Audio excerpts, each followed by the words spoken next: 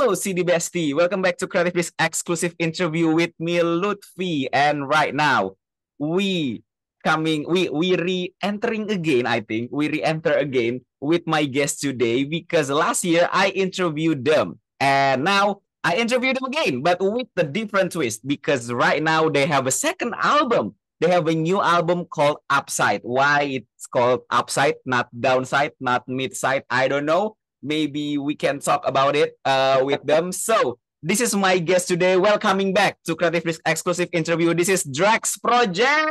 Hey. Hey. Hey. Good, Man, good your to chat. introductions just get better and better, man. Your Oh, Yeah. intros, So best in the hot. business. thank you, thank you, thank you, thank you so much. Appreciate it. I really appreciate it.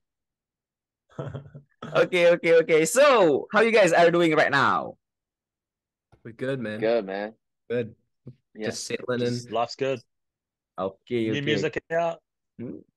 Okay, okay, okay. So let's straight to the point. We talk more about the music itself because it's very, very interesting. Because I think like you taking a different approach from your previous album called Drax Project, your self-titled album, and right now we have entered the Upside era. So tell me the detail about your newest album, Upside. Sam, you go.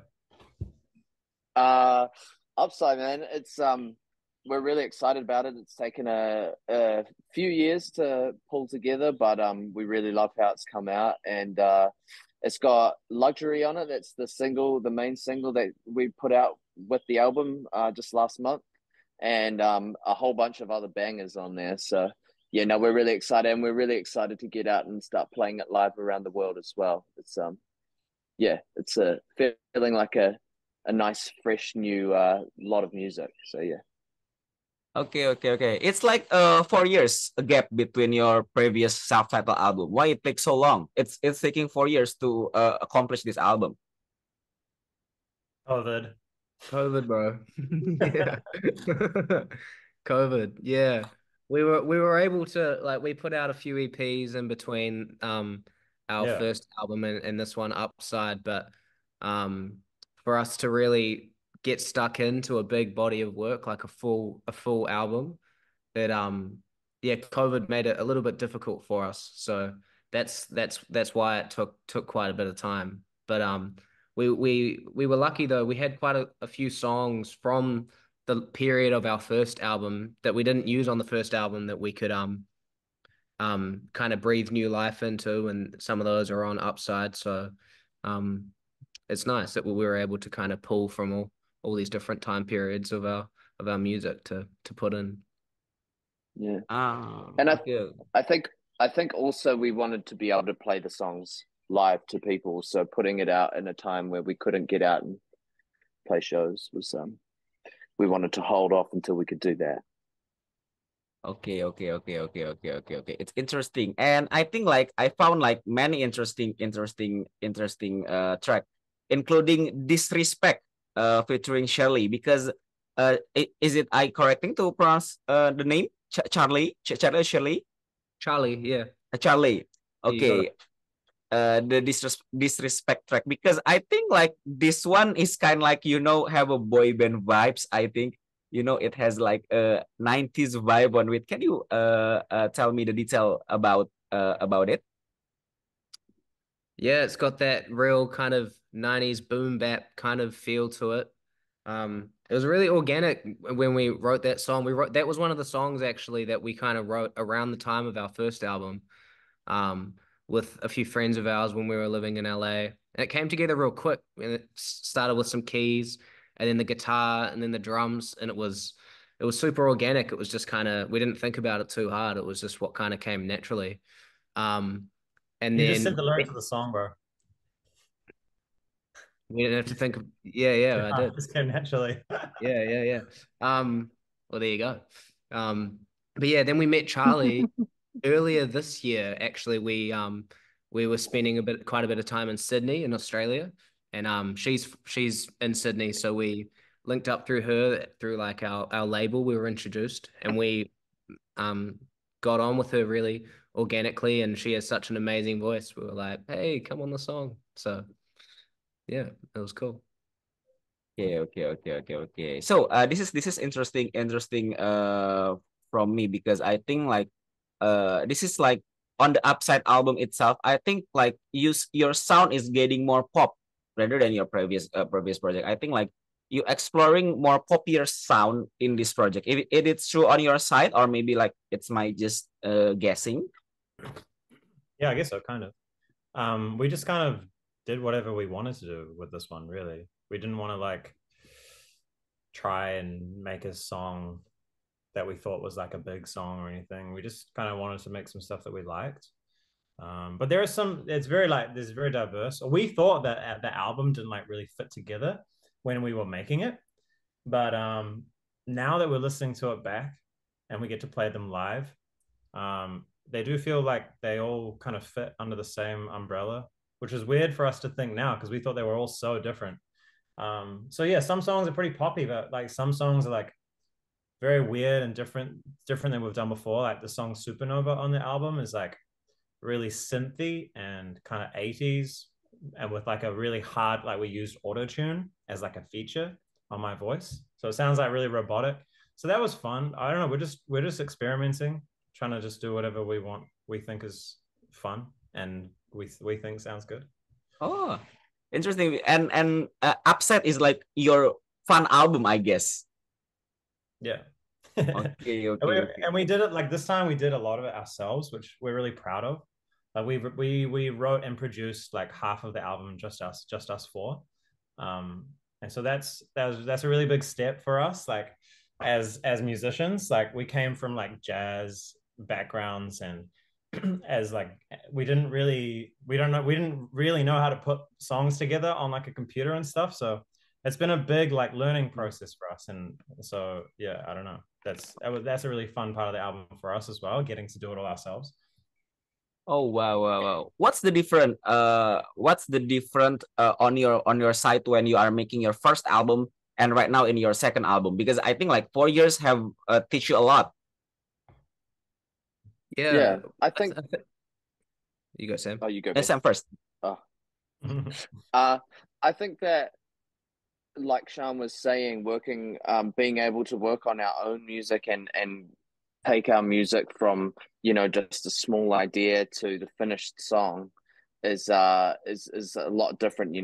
We weren't really in the position where, obviously we're writing our own music, we're coming up with ideas and playing as a band and jamming in the room and trying to figure out songs that way back then. But now, yeah, it really is a place of being able to take an idea and create a finished product, which is really exciting for us. And I think that also it's the first album, there's maybe I wouldn't say that we didn't know what we were doing, but there's less of a idea of, okay, I really like this thing and I don't like this thing. And so I think that for us, this new record is like very discerning.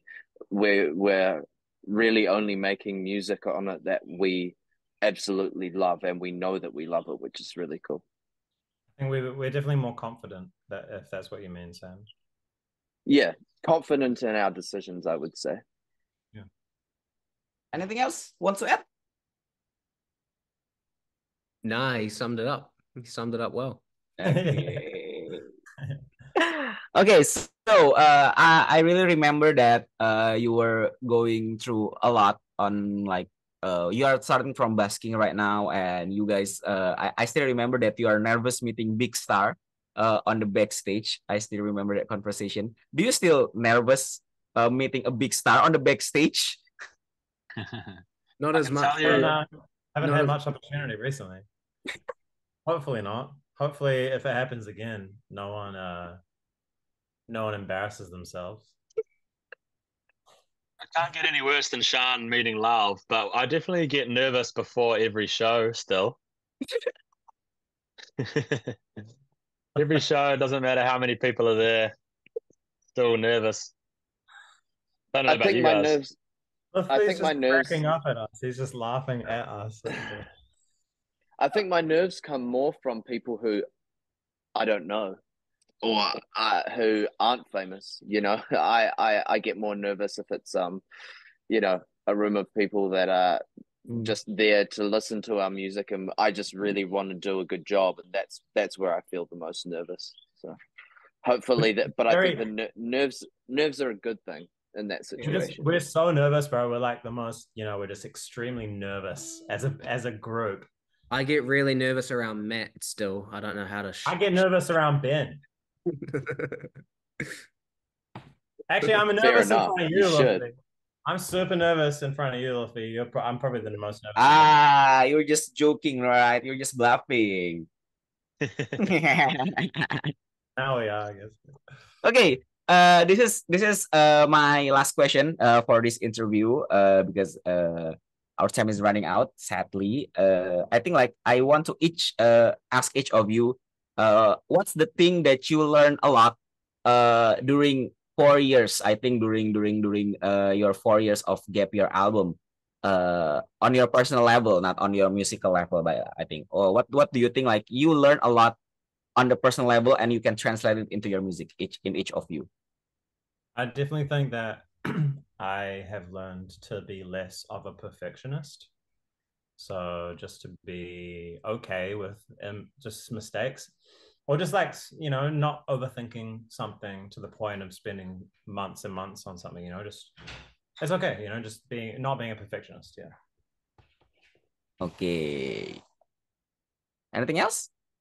I learned how much I need live music in my life to play gigs, but also to go and watch them. Yeah. Maybe like you can both appreciate it, the life itself, I think.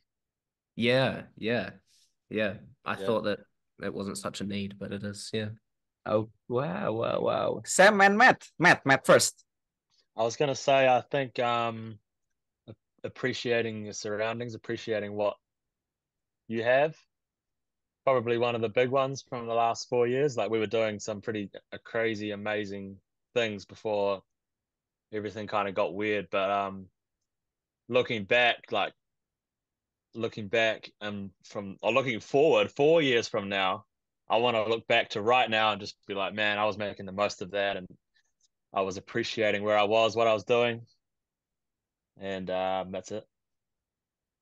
Wow. Sam, your closing word. I think for me, it's as much as you can, and obviously there's parts of life that you don't enjoy, but just do the things that you love, and don't do things because you think you should do something.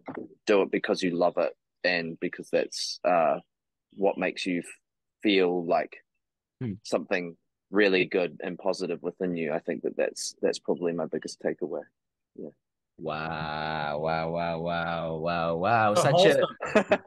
So wholesome. Yeah, so wholesome. That's why I chose Sam to closing this interview. Yeah. The wholesome one out here in the garden. Yeah, you can feel like the zen of it, I think. Yeah.